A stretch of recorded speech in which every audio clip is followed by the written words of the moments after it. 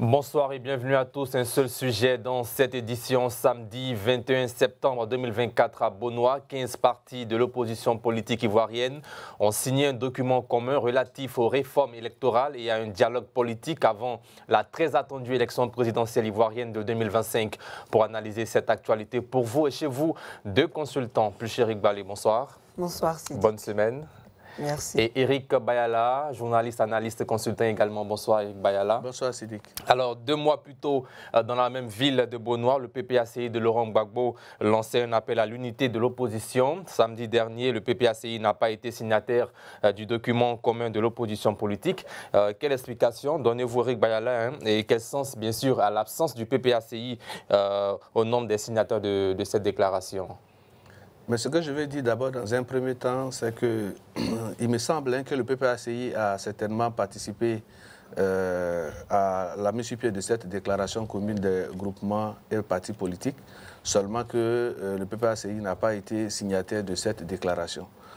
Bon, notre interrogation, c'est de savoir est-ce que, parce que ce qu'il ne faut pas oublier, à Beaunois même, en juillet dernier, le leader du PPACI avait lancé un appel à l'endroit de l'opposition ivoirienne en vue de se mettre ensemble pour porter les projets de l'opposition.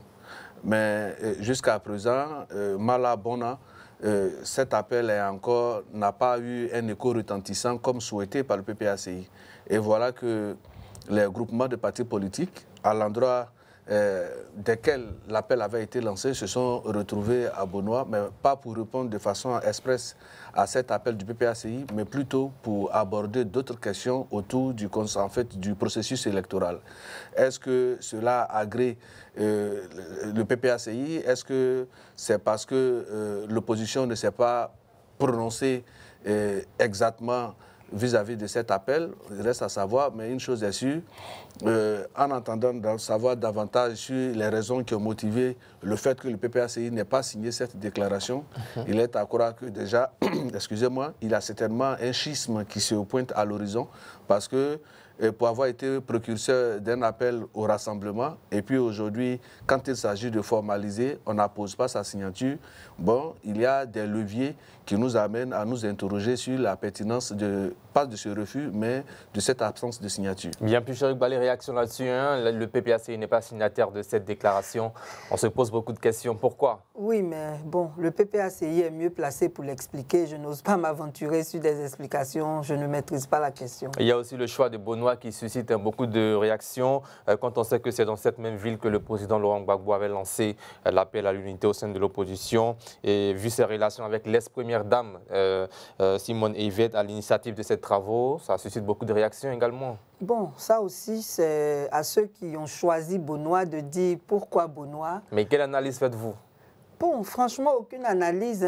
Toutes les villes du territoire national sont à la disposition de tous les citoyens. C'est au groupement, ils étaient 15. Ils ont choisi Beaunois. Bon, c'est eux qui peuvent expliquer, moi j'en sais rien. Eric Bayala, il y a beaucoup de villes en Côte d'Ivoire. On laisse Abidjan, Yamoussoukro, Korogo, tout ça. Beaunois ou Laurent Gbagbo a lancé l'appel. Bon, je ne pense pas qu'il faut lier forcément Beaunois parce que le président Laurent Gbagbo a lancé l'appel à l'opposition. D'abord, le PPACI, les groupements de partis politiques s'étaient retrouvés à Abidjan-Cocody, au siège du PDCI RDA, pour pouvoir d'abord poser les bases de ce groupement. Et puis ensuite, Beaunois, n'oubliez pas que ces groupements-là ont pour porte-parole Mme Simone Yvette, qui est présidente du MGC, et puis elle aussi, elle est originaire de Beaunois. Peut-être qu'elle s'est proposée de recevoir chez elle ou bien dans sa ville ses camarades des autres partis politiques, mais je ne fais pas de lien forcément avec l'appel du président Laurent Gbagbo à Beaunois. Bon, est-ce qu'on parlerait ici d'une continuité de l'appel de Beaunois pour renforcer cet appel-là? Justement, ça dit que si on s'en tient au fait de façon matérielle, c'est que si l'appel, c'était pour répondre à cet appel-là, on aurait pu voir la signature du PPACI sur la déclaration finale, mais ça n'a pas été le cas. Et donc, de ce point de vue-là, je ne pense pas que c'est pour donner un écho retentissant à l'appel qui a été lancé par le président à Beaunois. Ça aurait pu être une autre ville. C'est comme si Ils se sont retrouvés à Cocody, au siège du PDCI RDA. Il y a eu des dispositions, sinon un communiqué qui a sanctionné cette rencontre. Mais malheureusement, à l'issue de cette rencontre, il y a eu également des membres de l'opposition qui ont été, comment on appelle ça, entendus par la justice parce qu'ils n'étaient pas fondés à la matière. Mais si aujourd'hui, ils se retrouvaient encore à Cocody, est-ce qu'on allait dire que c'était un soutien à ceux qui avaient été interpellés par la justice? Non, c'est un lieu partout en Côte d'Ivoire. Ça aurait pu être à Gagnoa, ça aurait pu être à Divo, partout.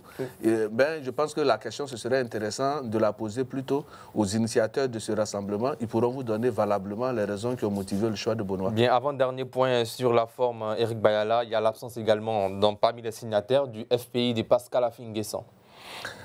Oui, mais je pense que... FPI, PPACI qui se rapprochent, tous absents, en tout cas pour ce qui concerne la signature.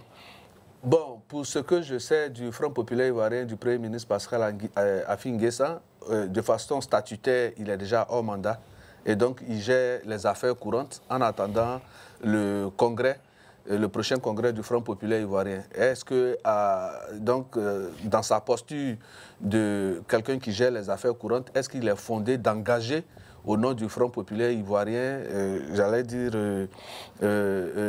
engager sa signature pour engager le Front populaire ivoirien dans un tel groupement? Et donc peut-être qu'on attend de voir, lorsqu'il sera oint et investi par les instances de son parti, en ce moment-là, on pourra valablement dire si le FPI est signataire ou pas. Mais pour ce que je sais, au regard des déclarations des membres même de ce parti-là, ils ont estimé que le président n'avait plus la compétence pour engager la vie du parti sur des questions d'intérêt national et qu'il était là juste pour gérer les affaires courantes en attendant le prochain congrès. Merci, plus cher Eric Balé. Dernière question avant de rentrer dans le fond de ce sujet. Il y a aussi l'absence des organisations de la société civile comme la vôtre et bien d'autres qui étaient, vous n'étiez pas signataire au départ au siège du PDC-RDA, mais d'autres organisations qui étaient signataires. Qu'est-ce qui explique cette absence? Oui, d'après ce que la déclaration elle-même a affirmé... Et d'après vous? Non, d'abord, d'après ce que la déclaration a affirmé, c'est que c'est pour respecter l'ordonnance qui a été prise par le président de la République pour organiser la société civile. Donc, à ce propos-là, il est important de dire que c'est depuis le 9 août même que ces organisations n'auraient pas dû signer parce que lorsque le MGC a commencé cette procédure pour la création du groupement, il était question au départ juste de consultation. Nous-mêmes, on a été aussi consultés.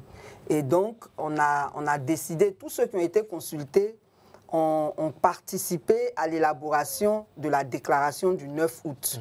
Et donc, on était tous partants quand finalement ce groupe de réflexion-là est devenu un groupement. Donc déjà, étant donné que l'ordonnance a été prise le 12 juin et que la signature, la première, a eu lieu le 9 août, en principe même, on ne devrait pas avoir d'organisation de la société civile là-bas si on voulait respecter l'ordonnance. Donc je pense que c'est vraiment sage de leur part de n'avoir pas continué dans ce sens. Bien, maintenant, quel sens donnez-vous à cette action de l'opposition politique qui serait pour une même cause, qui lutterait pour une même cause, je dirais en somme, réforme électorale, dialogue politique avant la prochaine présidentielle ivoirienne?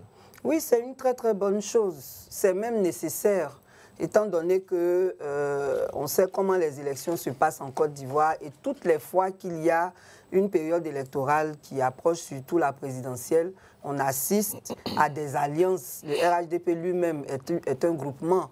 Et donc, c'est tout à fait normal et indiqué. Non, c'est un groupement. C'est aujourd'hui RHDP Parti Unifié. Ah, d'accord, ok. Bon, dans tous les cas, il est parti d'un groupement. Et donc, c'est tout à fait normal qu'aujourd'hui, face à tous les problèmes qu'il y a en rapport avec le système électoral, l'opposition se regroupe pour avoir une position commune sur les revendications qu'il faut mener avant ces élections-là. Le problème, c'est que ce n'est pas trop tôt.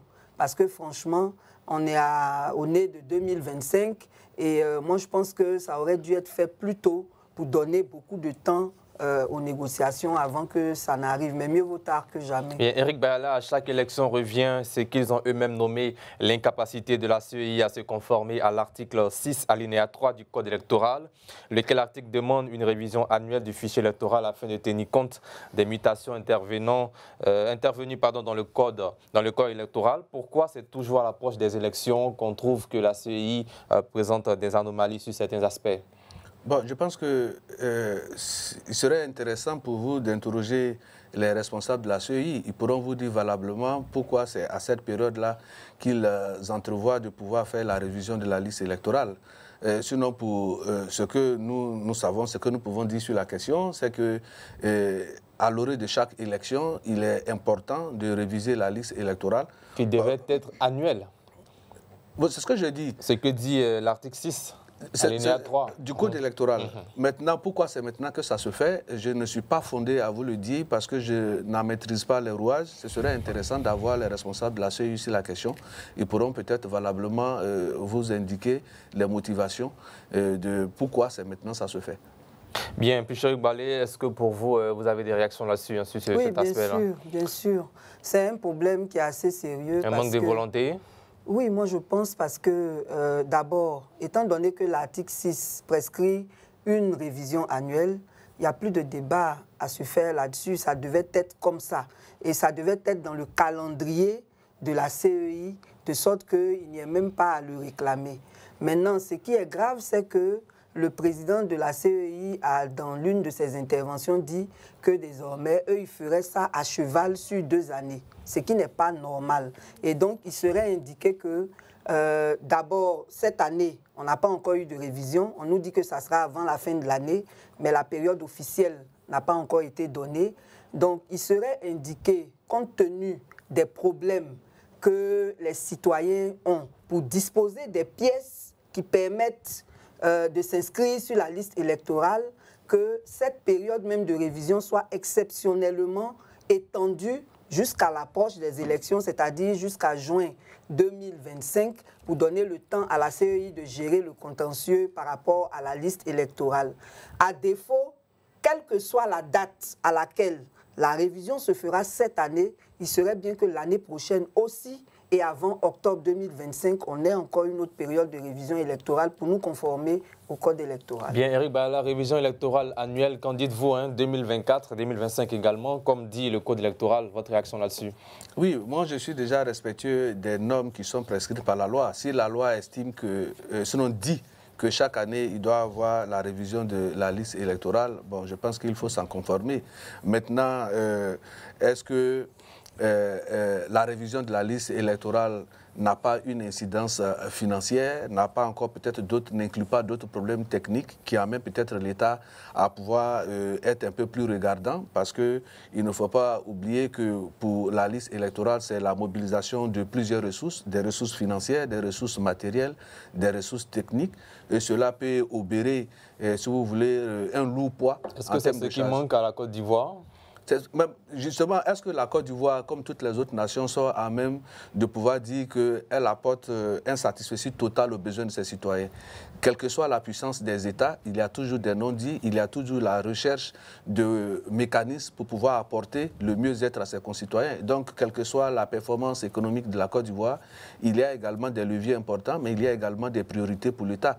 Parce que... ce n'est donc pas une priorité pour l'État de Côte d'Ivoire? C'est parce que j'ai dit il y a des priorités pour l'État. Mais on vous demande, est-ce que ce n'est pas une priorité, la révision de la liste électorale annuellement?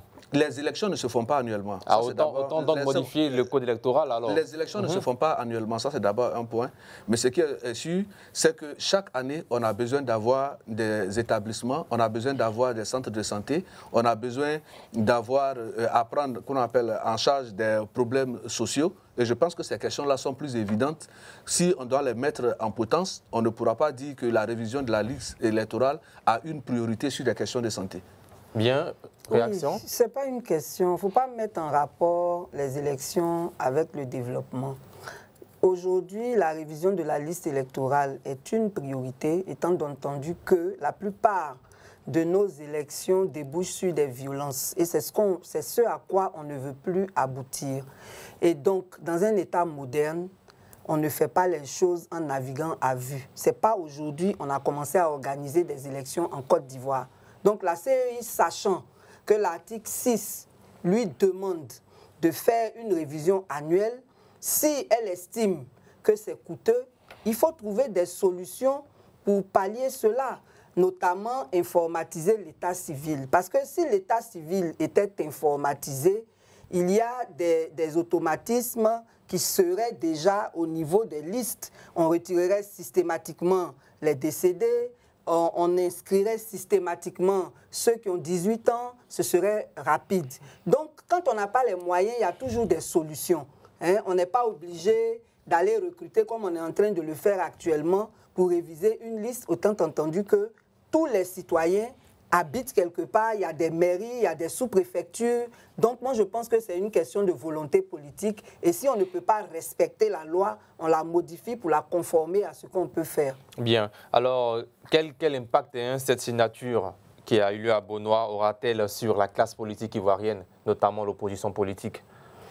Impact. Bon, d'abord, je pense que c'est bon pour l'opposition elle-même de savoir qu'enfin, il y a une dynamique qui s'engage pour s'organiser.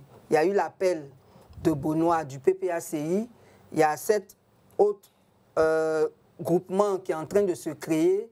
Moi, je pense que ça aura l'impact de dynamiser l'opposition qui, à mon avis, est beaucoup trop amorphe. Voilà, donc ça va l'aider à se réveiller et à prendre ses responsabilités face au scrutin qui arrive. Eric Bayal, est-ce que cette signature aura un impact sur la classe politique ivoirienne en général et en particulier l'opposition politique? Bon, impact, je ne sais pas à quel niveau vous... Positif, bien sûr. Oui, mais un impact positif sur l'opposition ou bien sur la vie politique. L'ensemble de la classe politique, ensuite, pourquoi pas l'opposition. Oui, ce qu'il ne faut pas oublier, c'est que quand vous prenez même la déclaration de ces groupements et partis politiques, il est bien indiqué qu'ils se réunissent parce que depuis 2000, le système électoral est à la base de plusieurs conflits, sinon des conflits, et lorsqu'on parle d'élections. Mais quand vous regardez les partis signataires, sinon les partis majeurs de ces groupements politiques et quelques acteurs qui en ont été des signataires, ils ont plus ou moins chacun en ce qui les concerne été des acteurs dans la gestion des affaires de l'État. C'est-à-dire que ce code électoral-là, depuis 2000, s'ils estiment qu'il a toujours été à la base des conflits après les élections, ça veut dire que chaque acteur politique y est pour quelque chose. Mais donc aujourd'hui, s'ils estiment qu'il faut réviser ce code électoral-là parce que eux, l'ayant adopté hier, ça a mené à des conflits. Donc ils en sont conscients que quand ils avaient la gouvernance, qu'ils avaient les choses de l'État, ils n'étaient pas bien conformés au point où aujourd'hui ils reconnaissent cela. Donc en termes d'impact, c'est le fait d'abord de reconnaître que hier on a échoué et qu'aujourd'hui on propose autre chose. Et je pense que sur ce point de vue-là, ça peut déjà envoyer peut-être un signal fort pour que ceux qui ont dirigé hier reconnaissent qu'ils ont posé des actes manqués et qu'il faut passer à la loupe certains aspects du code électoral pour que plus jamais cela n'arrive. Il y a au nombre des questions abordées le financement des élections. Ces partis relèvent la marginalisation de certains partis politiques et l'insuffisance du montant alloué qui peuvent être des causes d'inefficacité. Comment vous réagissez face à cela? Bon, ils ont certainement leurs arguments, mais moi je pense que ce n'est pas juste. Pourquoi? Qu'est-ce qui n'est pas juste? Ce n'est pas juste de penser qu'il y a une marginalisation ou bien que le montant, bon, il n'est pas suffisant par rapport à quoi. Ce qui est sûr, il y a des points qui sont essentiels. Ils ont dit par exemple qu'il faut que les budgets de campagne soient vus de près, les financements, pour ne pas qu'on utilise les biens de l'État pour mener des campagnes. Ça, c'est un sujet qui est important parce qu'on a vu pendant les élections des gens utiliser des voitures de l'État pour aller en campagne. On a vu même que au moment des élections de 2023, là, il y a des ministères qui ne fonctionnaient plus pendant la période des élections. Tout le monde est en campagne et quand vous appelez là-bas, on vous dit ouvertement que les gens sont en campagne. Donc, il y a une distinction à faire entre le personnel de l'État et le personnel politique. Chaque parti politique devrait avoir son personnel devrait avoir ses moyens. Et donc, il y a une, comment on va dire ça en bon français, il y a un contrôle à faire sur les moyens qui sont utilisés pendant les élections. Maintenant, pour les partis politiques, normalement, le financement des partis politiques est lié à des critères. S'il faut modifier ces critères, bon, moi je ne suis pas parti politique, c'est eux seuls qui savent pourquoi ils le demandent, mais pour nous, l'efficacité dans les élections n'est pas liée à tout ça. Parce que si vous regardez bien, les politiques ont tellement déçu les populations que depuis un certain temps, il y a une montée des indépendants. C'est parce qu'après, bon, eux aussi, ils s'en vont vendre leur victoire dans certains partis que ça biaise un peu les choses.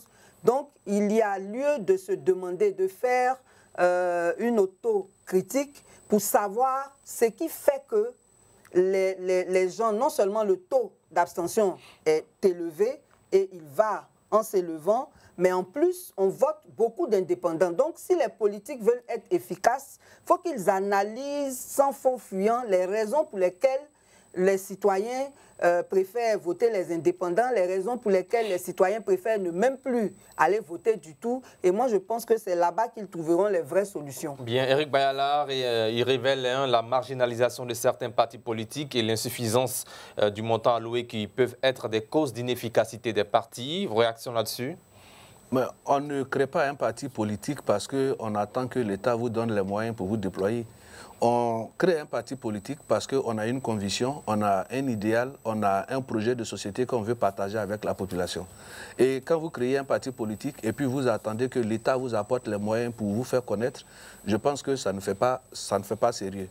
Et puis, encore que la loi est très claire sur le financement des partis politiques, il y a un nombre de critères qui en sont définis.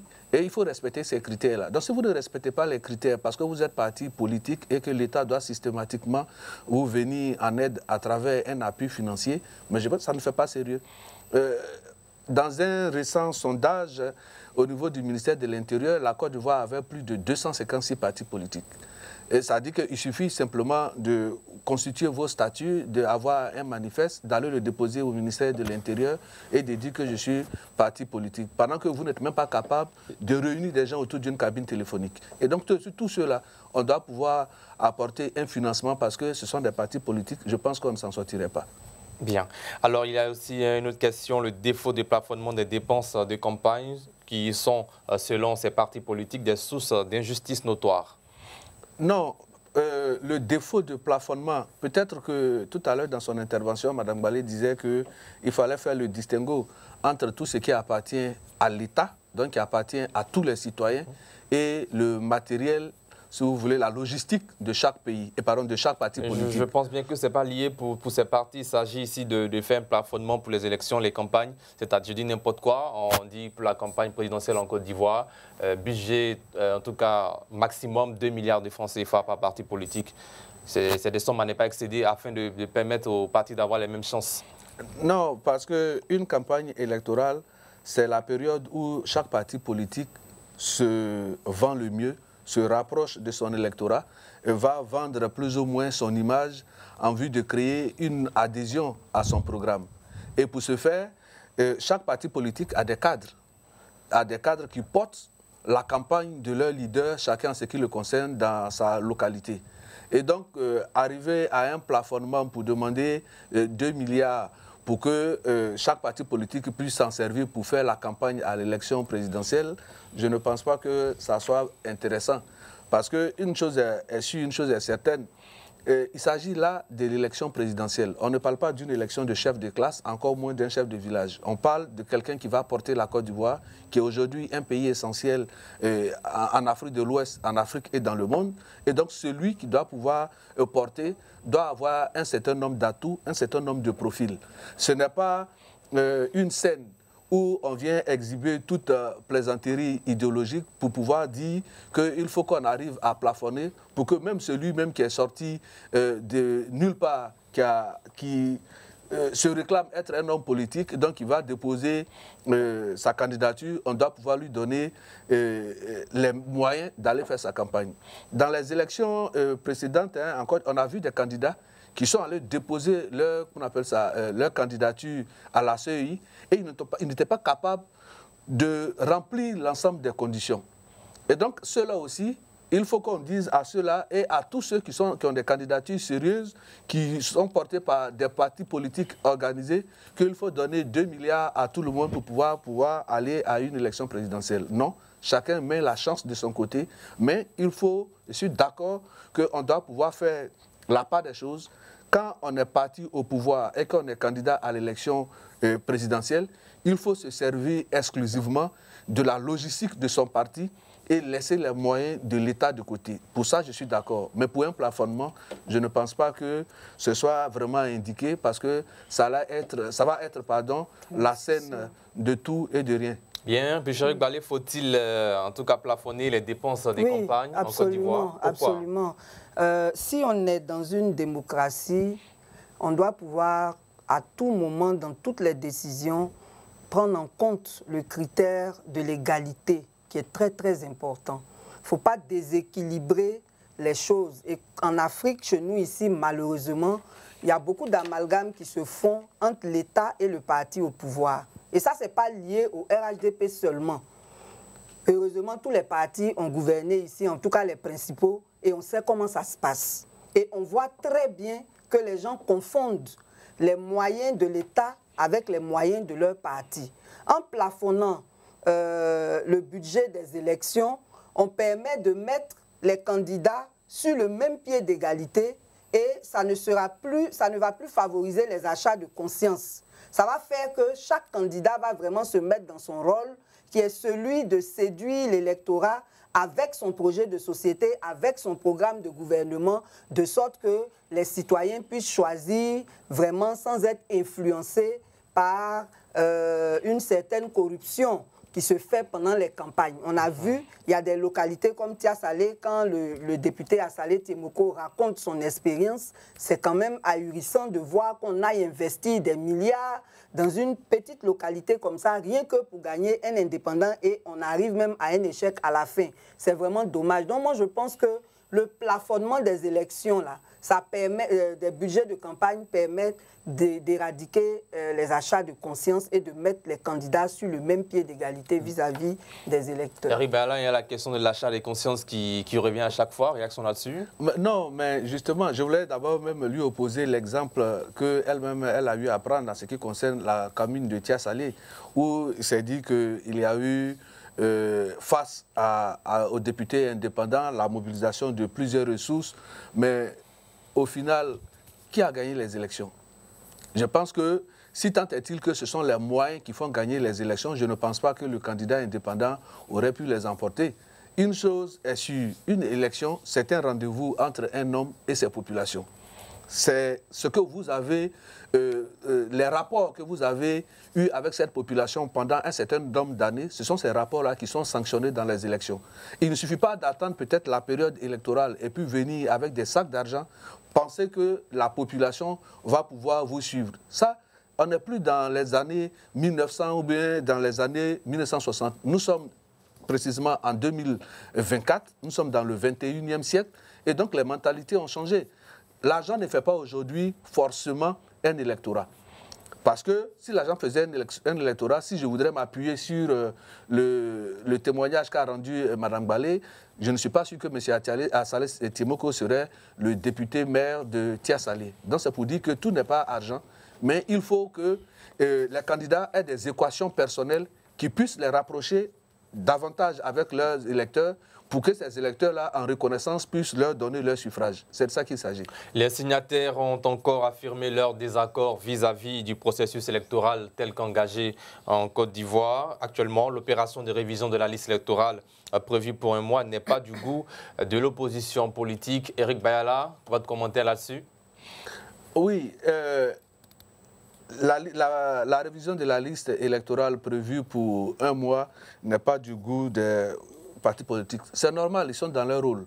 Une chose est sûre, c'est que la commission électorale indépendante a son calendrier et elle sait à quel rythme, comment on appelle ça, elle évolue. Et donc si elle a prévu que la révision de la liste électorale va, d'ailleurs même, depuis les récentes élections, il y a toujours eu une période. Hein, quand on dit qu'on fait la révision sur un mois, quand les un mois arrivent, forcément, la CEI, quand on constate l'engouement que cela suscite et quand on voit qu'il y a encore beaucoup de personnes qui n'ont pas pu se faire inscrire sur la liste électorale, on arrive à proroger les dates pour que cela se fasse. Donc je pense que le mois qu'a donné la CEI, c'est juste à titre indicatif, mais la CEI pourra in fine comprendre si la mobilisation et l'intérêt se fait sentir de pouvoir aller au-delà. C'est ce que je me dis, sans toutefois être dans le secret de la commission électorale. En tout cas, pour l'instant, c'est 30 septembre, 30 octobre. Oui, pour l'instant. Puis Chéric Ballé, un mois insuffisant, hein? Oui, ça n'a pas été encore officiel, hein, cette affaire du 30 septembre. Pour que ça se fasse, pour que ça soit effectif, il faut qu'il y ait un communiqué. Ouais. Et ça n'a pas encore été fait. Mais un mois dit insuffisant par l'opposition politique. Et puis, j'aimerais préciser que ce n'est pas une affaire de goût. On dit que ce n'est pas au goût de l'opposition, ce n'est pas le terme exact. C'est en rapport avec des faits. Il se trouve que, d'après les chiffres, il y a seulement 8 millions d'inscrits sur nos listes électorales, alors qu'en principe, on a environ 5 000 autres nouveaux majeurs qui devraient s'inscrire. Donc, pour les 5 000 nouveaux majeurs, 5 millions plutôt, de nouveaux majeurs qui devraient s'inscrire, un mois, c'est insuffisant. Pourquoi? C'est insuffisant parce que, comme je le disais tout à l'heure, il y a des difficultés pour obtenir les pièces qu'on prend pour aller s'inscrire sur la liste électorale. Et c'est la carte nationale d'identité qu'on utilise pour s'inscrire sur les listes.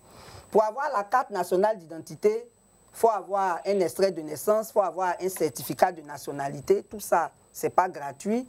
Bon, comme c'est la France, on a l'habitude de copier. Chez eux, là-bas, tout ça, c'est gratuit. Donc, l'extrait de naissance n'est pas gratuit, le certificat de nationalité n'est pas gratuit. Mais le plus gros problème, c'est que même quand on a réussi à avoir ces pièces-là, obtenir la carte d'identité est devenu un problème en Côte d'Ivoire. Il y en a qui l'obtiennent en 10 jours et il y en a qui font 5 ans. Sans raison, ils n'ont pas leur carte. Du coup, ça fait qu'on ne peut pas garantir que dans la période d'un mois, on réussisse à inscrire le maximum de personnes. C'est pour ça qu'on dit, au lieu de ne pas respecter le code électoral et puis faire la révision à cheval sur 2 années, et en tenant compte du fait qu'il est difficile d'obtenir la CNI, il serait bien qu'on enlève la pression sur tous les électeurs et puis on étend ça jusqu'en juin 2025. Les gens iront dans les sous-préfectures, dans les mairies, dans les lieux qui vont être indiqués pour pouvoir faire leurs pièces et puis aussi leur inscription sur la liste électorale. Ça permet aussi de garantir l'inclusivité des électeurs parce que le droit de vote est inaliénable. Et il serait bien qu'on crée les conditions pour que personne ne soit privé de ce droit-là. Merci. Nous allons marquer une courte pause. On revient juste après. Vous aurez l'occasion de réagir juste après la réclame publicitaire. Voilà, nous sommes de retour en plateau. Madame, monsieur, vous suivez Entre deux News, votre émission d'analyse et de décryptage de l'actualité ivoirienne et internationale. C'est du lundi au jeudi à partir de 20h15 sur le numéro 208 du bouquet Canal+, et Facebook également, Reflet TV. Alors, Eric Bayala, hein, juin 2025, c'est ce que jusqu'à juin 2025, c'est ce que propose Chéric Ballé. Comment vous réagissez hein, sur cette proposition? Non, mais ce que je veux dire d'abord, dans un premier temps, la question électorale ne gouverne pas forcément la marche du pays. Donc, ce n'est pas quand on dit qu'on arrive à une échéance électorale qu'on va se souvenir qu'il y a des citoyens qui sont en Côte d'Ivoire, de qui il faut avoir à s'inquiéter sur des préoccupations majeures. On ne peut pas demander à 5 millions de personnes de dire que vous avez un mois pour aller vous inscrire sur la liste électorale et ces 5 millions de personnes vont attendre à ce moment-là pour commencer à engager les pièces administratives pour elles-mêmes définir leur identité. Non, dès l'instant, ça doit être un réflexe citoyen. Dès l'instant que vous êtes en âge de la majorité, vous avez vos 18 ans, vous-même, vous devrez vous prémunir des dispositions qui vont vous amener à avoir votre carte nationale d'identité.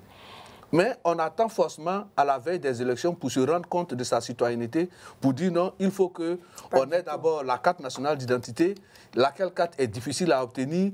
Et donc, si on n'a pas cette carte-là, un seul mois ne suffirait pas pour qu'on aille s'inscrire sur la liste électorale.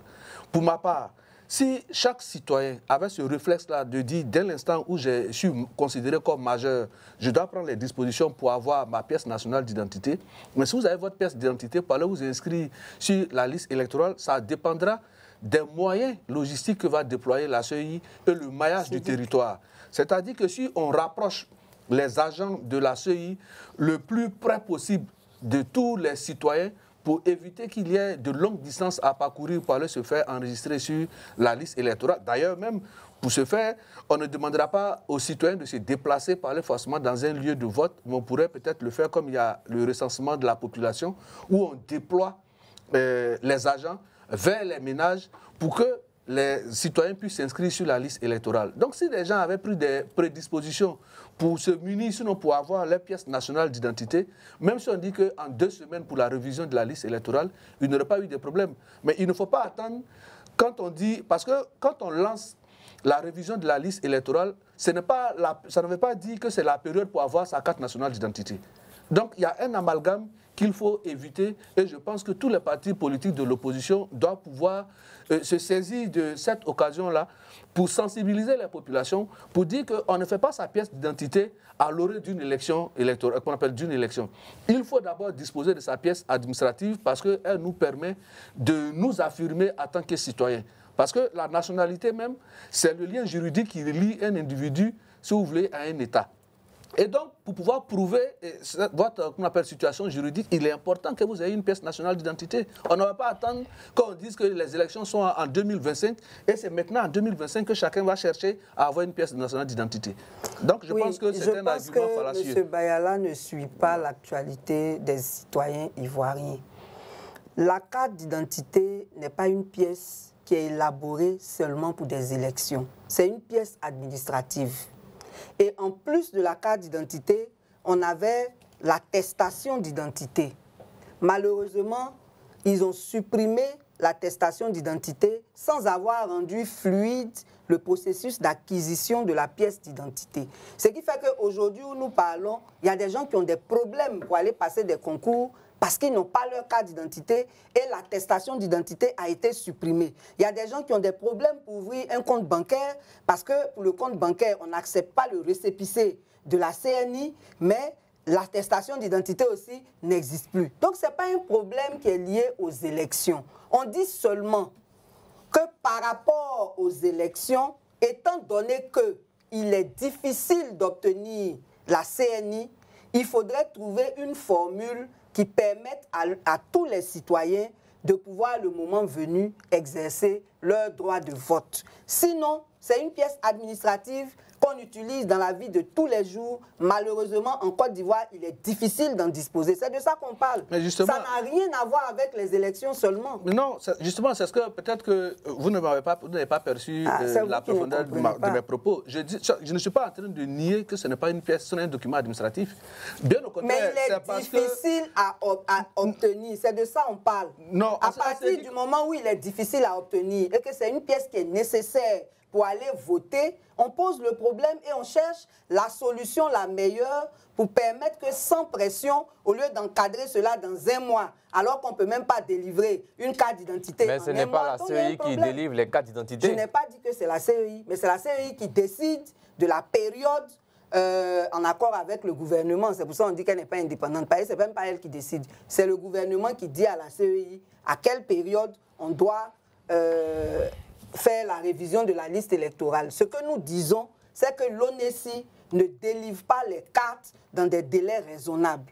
Donc, si on prend 1 mois, au bout d'1 mois, la majorité ne se sera pas inscrite. Encore qu'on ne sait même pas si en 2025, il y aura une autre révision. Puisque de façon unilatérale, la CEI organise cette révision-là à cheval sur 2 années. Allez-y. Ce que je voulais dire... Madame Balé soutient Moticus qu'il faut avoir la pièce nationale d'identité pour aller se faire inscrire sur la liste électorale. Et comme la pièce, pour obtenir la pièce, c'est difficile selon elle, et donc on demande à la CEI d'étendre le délai de la révision de sorte à ce que ceux qui auraient des difficultés pour obtenir leur pièce puissent les avoir en vue d'aller se faire inscrire sur la liste électorale. C'est ce que je suis en train de dire. Je dis, mais pourquoi est-ce que... Mais justement, ça doit être même une raison. Si tant est-il que pour avoir sa pièce, c'est difficile, Mais pourquoi forcément attendre quand il y a des élections, pour attendre des élections? Les gens demandent 5 ans, on ne leur donne pas. Non, mais justement, aujourd'hui, le directeur général même de l'ONESI a fait un communiqué pour donner le nombre de pièces nationales d'identité qui sont encore dans les locaux de l'ONESI où les gens ne sont pas venus retirer leurs pièces. Et il a même donné un délai pour dire que ce délai-là passé, l'ONESI se verrait dans l'obligation de détruire ces pièces. Ça pour dire que les pièces sont produites, mais les citoyens ne vont pas chercher leurs pièces. Sinon, ils ne seraient pas venus faire cette déclaration. À qui on va envoyer un message, lui dire ta pièce est prête et puis il ne va pas aller chercher. Et que vous regardez, on appelle ça la masse des pièces qui ne sont pas encore retirées, c'est au-delà des 5 millions de citoyens qui doivent rentrer, doivent se faire inscrire sur la liste électorale. Et donc, ce que nous disons, j'ai dit qu'il faut que les partis d'opposition puissent aider à pouvoir aiguiser, sinon affûter le réflexe du citoyen en ce qui concerne son identité. Ça veut dire que si vous pensez que pour avoir moi je sais que pour avoir la pièce nationale d'identité de mon pays, il ne suffit pas d'aller seulement faire la demande et ça met du temps. Mais qui veut aller loin maintenant, ça monture. Je me donne le temps en sachant que la production... Non, ça, je dis que à supposer que cela mette du temps. Donc, il ne faut pas forcément attendre... On savait tous qu'il y aurait des élections en 2025. Après 2020, 2025, c'est à ça que vous voulez arriver, c'est ça? Tout le monde sait que les élections en Côte d'Ivoire, c'est chaque 5 ans. En ce qui concerne toutes les élections d'ailleurs, c'est chaque 5 ans. Et donc, pendant cette période, chaque militant, sinon chaque parti politique, doit pouvoir dire à ses militants commencez à aller vous faire, on appelle ça, établir les cartes nationales d'identité parce que vous aurez besoin de ça pour vous inscrire sur la liste électorale. Le tapage médiatique que les partis d'opposition sont en train de faire en ce qui concerne le délai de la révision de la liste électorale. Si ce débat-là a eu lieu depuis 2021 pour demander à leurs militants d'aller se faire établir leur carte nationale d'identité, je pense même qu'en 2 semaines, on aurait pu faire la révision électorale. Bien. Alors, les partis signataires, en tout cas de la déclaration de Bonois, ont aussi invité le gouvernement ivoirien à l'ouverture d'un dialogue politique. Est-ce que c'est encore nécessaire un dialogue politique en Côte d'Ivoire? Oui, c'est plus que nécessaire. On a vu plusieurs dialogues politiques. Oui, mais ils ont été infructueux. C'est plus que nécessaire parce que l'espace démocratique est occupé par des acteurs qui devraient se parler. Et malheureusement, chez nous ici, c'est lorsque le système est grippé qu'on organise un dialogue pour débloquer un peu la situation et puis après on avance. Ça, ce n'est pas une façon d'organiser le dialogue qui est constructive et qui permet des résultats qui soient durables.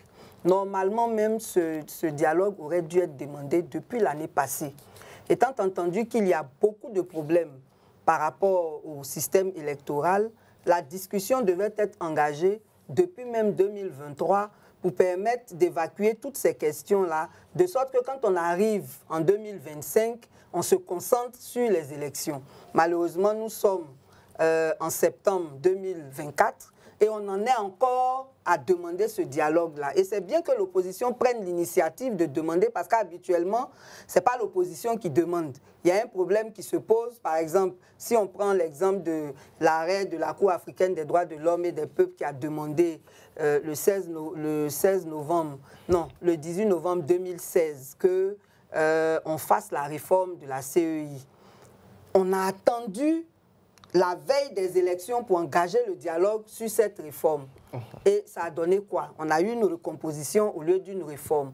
Donc si plus tôt on organise un dialogue et plus tôt l'opposition demande ce dialogue, plus on sera détendu, on va dire sans pression, on pourra régler les problèmes majeurs avant d'arriver à la période électorale qui est aussi une période de tension. Alors avant de revenir à Eric Bayala, pourquoi les dialogues politiques passés n'ont pas marché selon vous? Ça n'a pas marché pour plusieurs raisons. Voilà des gens qui organisent des dialogues successifs. En 2022, c'était le 5e, sans faire le bilan des précédents. On ne les a jamais vus commencer un dialogue par le bilan d'un autre. La deuxième chose, c'est que quand ils organisent ces dialogues-là, ils font de l'exclusion. Il y a des partis qui devaient être là, qui ne sont pas là. Il y a des organisations de la société civile qui sont dans le contrôle citoyen de l'action publique qui ne sont pas là. Il y a des partis aussi qui refusent de partir à ces dialogues politiques-là. Non, celui qui refuse, c'est lui, il assume. Mais je veux dire, il faut déjà inviter tout le monde, si on est vraiment dans un esprit constructif. Donc, il n'y a pas de bilan, on n'invite pas tout le monde. Et puis, il n'y a pas de suivi aussi après, parce qu'ils prennent des résolutions, mais en réalité, quand le gouvernement organise ces dialogues-là, lui, il a un seul intérêt qu'il vise. Une fois que cet intérêt-là est satisfait, le reste, ça n'a plus d'importance. Donc, le dernier dialogue, par exemple, ils ont eu la brillante idée de mettre sur pied un comité de suivi, mais il n'y a pas eu de suivi jusqu'à aujourd'hui. Bien, Eric Donc, ça Bayala, ne peut pas marcher. Est-ce qu'il y a nécessité présentement d'organiser un dialogue politique avant les élections de 2025? Moi, je pense... On a vu trop de dialogues politiques en Côte d'Ivoire, on ne sait pas ce que ça rapporte finalement. Le problème que moi j'ai, c'est que les dialogues politiques, comme vous étiez en train de le signifier, sinon de l'indiquer tout à l'heure, il y en a eu et il y en aura certainement. Mais le problème, le dialogue politique, ça participe même de la marche démocratique du pays. Ce sont des choses à pouvoir encourager. Mais pourquoi forcément attendre à la veille des élections? Est-ce que les partis politiques n'ont pas d'autres problèmes dans leur fonctionnement pour participer à la vie de nation que si ce n'est la question d'élection? Pourquoi est-ce que c'est forcément lorsqu'on arrive à l'aune des élections présidentielles que le landerneau politique est aussi bouillant et mené par l'opposition? Qu'est-ce que cela cache véritablement? Parce que si tant est-il que les questions qui sont, qu'on appelle ça, indiquées par l'opposition sont des questions importantes, ces questions-là devraient pouvoir, qu'on appelle ça, être les préoccupations de ces partis politiques-là à tout moment. On ne doit pas attendre forcément qu'il faut être peut-être à la veille des élections et puis essayer d'être bouillonnant comme on envoie. Quel est le signal qu'on envoie? Parce qu'une chose est sûre,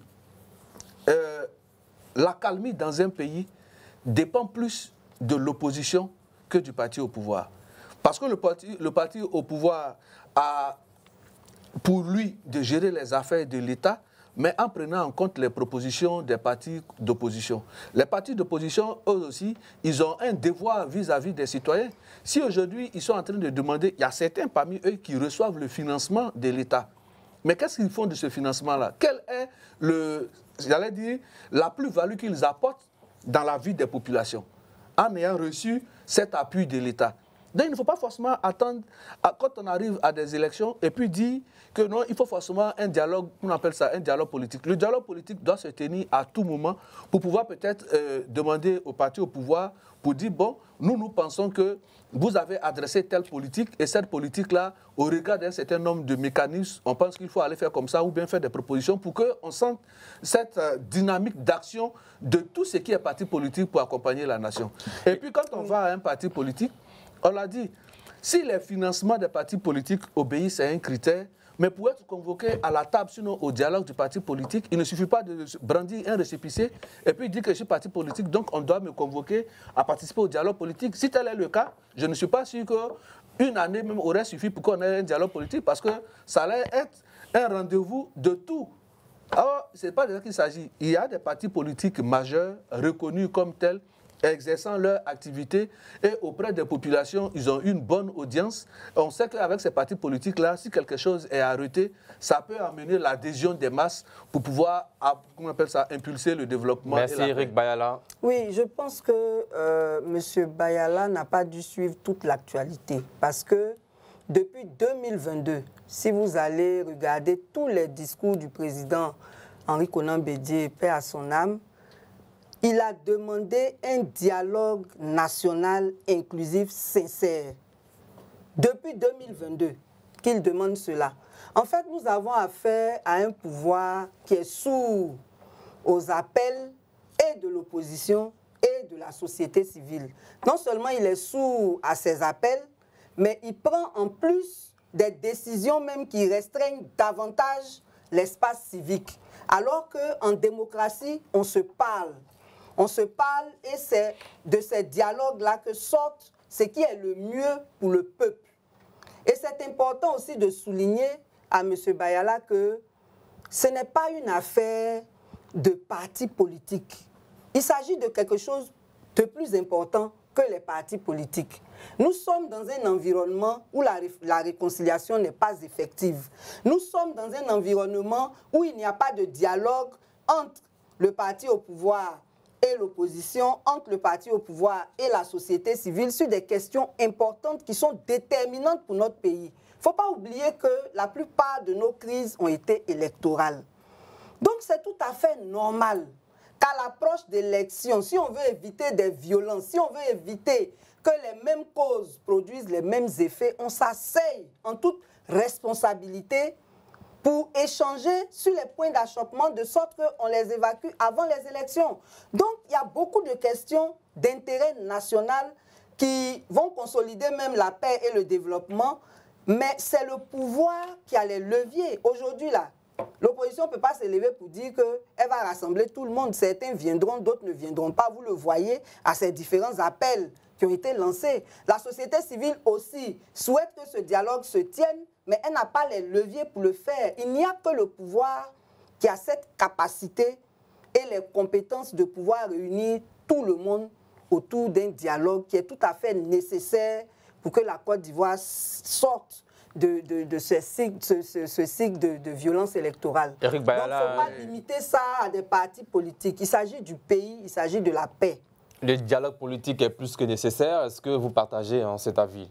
Non, mais avant de répondre à cette question, je voudrais d'abord rebondir sur l'appel dont elle parle, c'est-à-dire l'appel du président Henri Konan Bédié qui avait lancé... Pas l'appel, plusieurs appels. Bon, depuis 2022 jusqu'à son décès. Donc, ce que je veux dire à ce propos, c'est que quand on est sorti de la CNT, qui a été une machination de l'opposition, et que, comment on appelle ça, l'État a pu pouvoir maintenir debout les institutions de la République, et tous ceux qui ont été les commanditaires de cette CNT-là ont été déboutés, mais pour eux, il fallait trouver une parade pour pouvoir avoir une bonne presse auprès de l'opposition, pardon, auprès de l'opinion, en demandant cet appel de demander qu'il y ait des assises nationales. Mais quand on sait qu'on a été ancien chef d'État et qu'on préside un comité national de transition et qu'avec tout ce que cela a connu comme corollaire et désastre en Côte d'Ivoire, mais il faut naturellement trouver une porte de sortie. Et donc, en quoi est-ce que c'était pertinent? Parce que quand on a dit qu'on sait que ce sont les élections qui sont à la base de toutes les crises que nous avons connues dans le pays et qu'à chaque fois qu'il y a des élections, il faut qu'on s'asseye pour tirer les conséquences ou bien définir les tenants et aboutissants avant d'y aller. Je suis d'accord. Mais ce que nous disons, c'est que pourquoi attendre forcément à la veille des élections? Parce qu'il n'y a pas de paix avant les élections, de paix pendant les élections et de paix après les élections. Quand on parle de paix, la paix doit être intemporelle. Elle doit être là à tout moment. Et ceux qui sont chargés d'animer le débat public, aussi bien les organisations de la société civile que les partis politiques, doivent pouvoir se saisir de cette question et puis dans les activités de tous les jours, participer à la sensibilisation de l'opinion sur la nécessité de maintenir un climat de paix. Parce que circonscrire ces questions qu'on trouve essentielles dans une courte période, c'est non seulement se mettre la pression soi-même, mais cela manifeste de la mauvaise foi.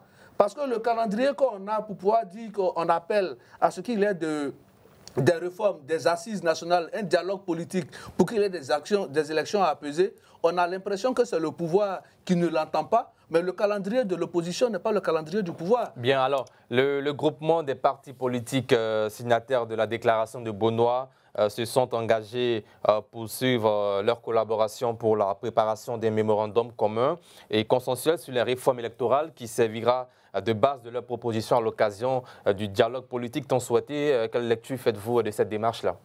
Oui, c'est tout à fait nécessaire de le faire.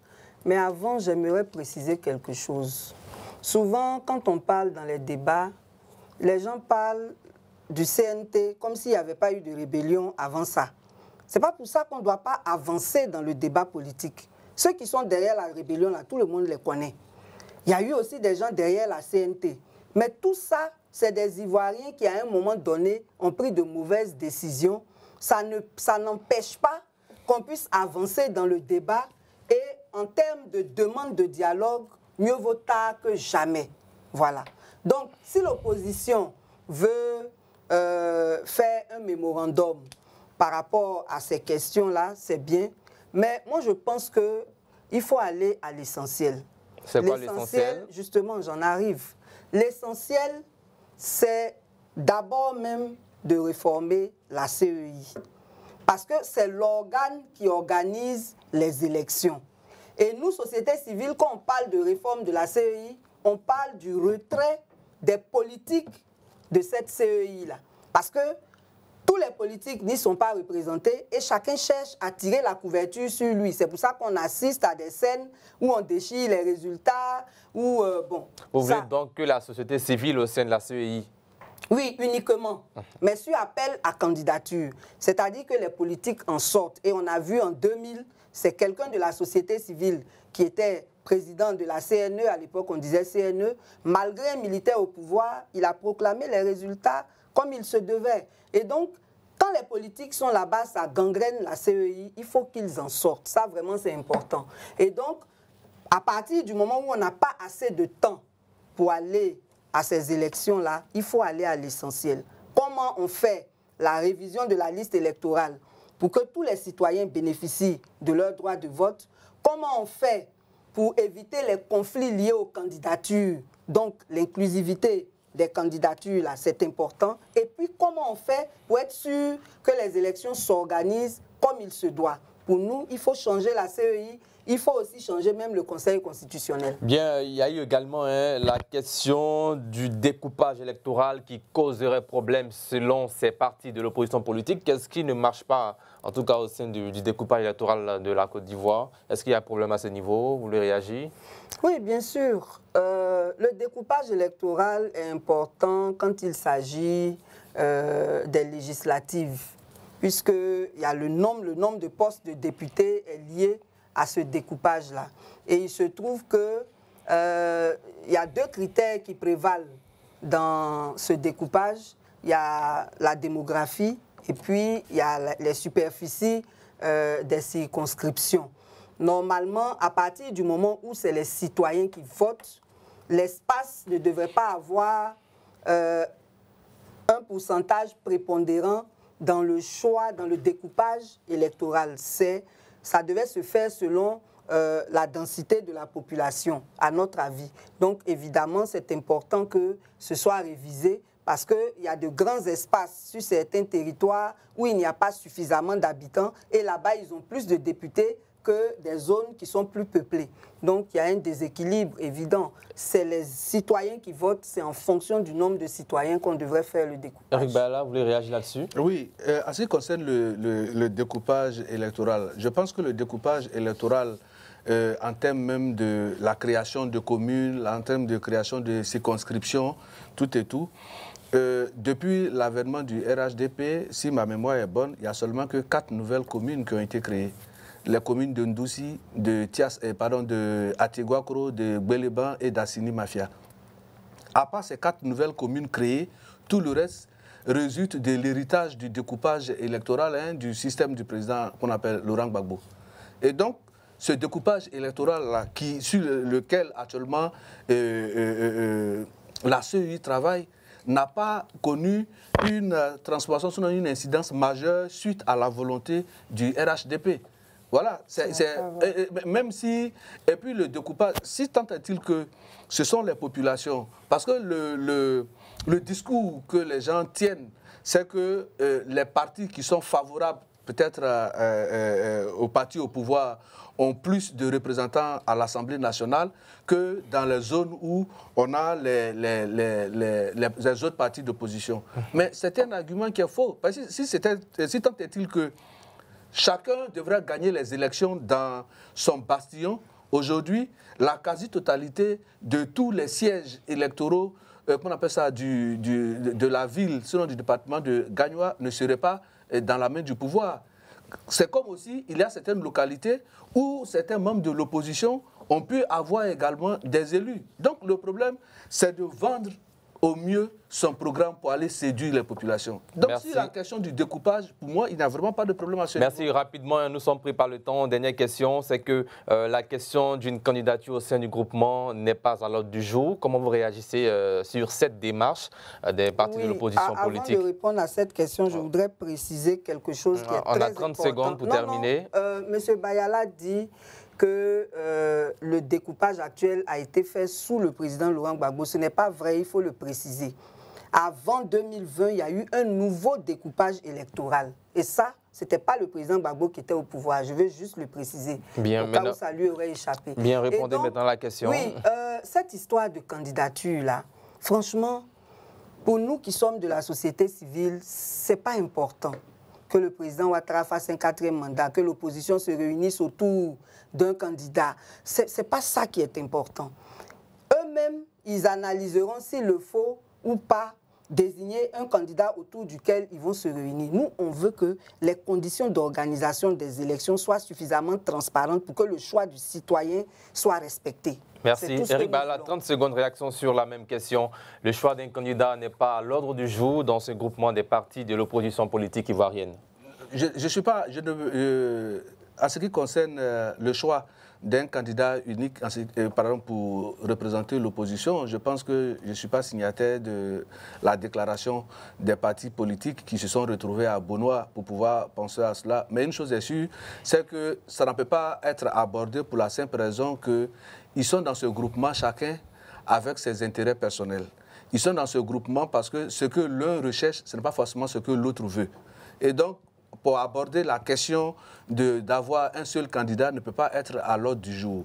Maintenant, en ce qui concerne le découpage électoral, tel que je l'ai dit, il est bien de le préciser à Mme Balé pour dire, j'ai parlé de circonscriptions. J'ai dit les circonscriptions qui ont été créées, le RHDP n'en a pas... On ne parle pas de communes, on parle de législatives. Mais justement, en ce qui concerne même les législatives, comme les communes, j'ai dit que les nouvelles circonscriptions qui ont été créées, il n'y en a eu seulement que 4 en ce qui concerne les communes. Merci Éric Bayala. Merci. Le RHDP n'en a pas encore créé. On vous a bien compris, voilà. C'est l'heure du carton rouge.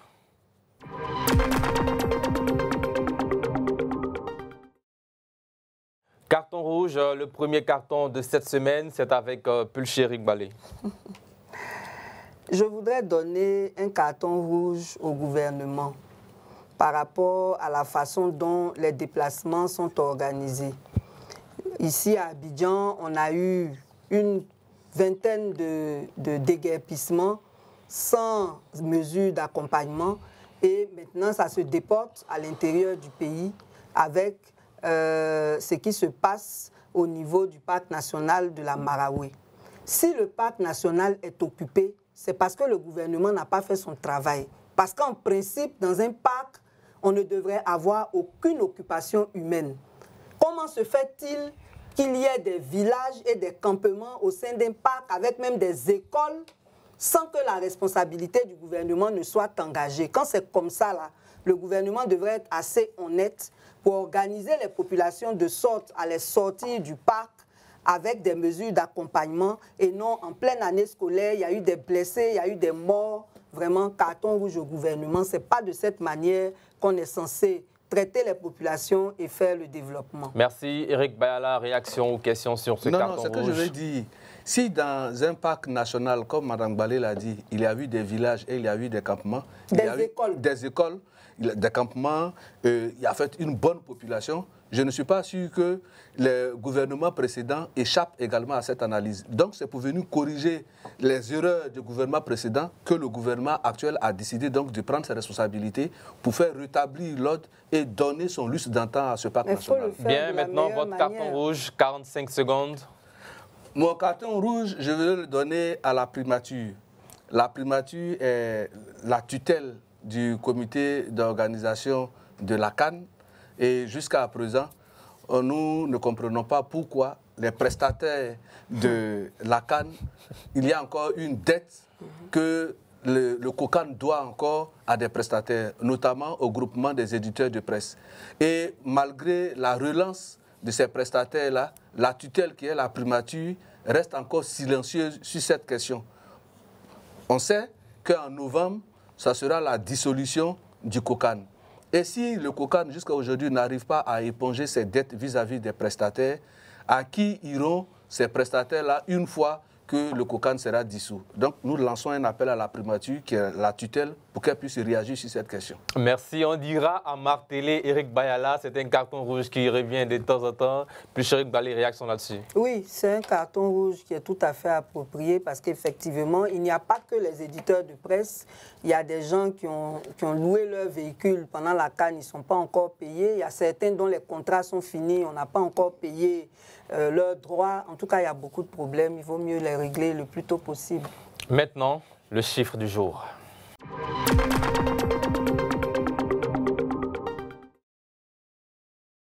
Notre chiffre du jour, c'est 8987.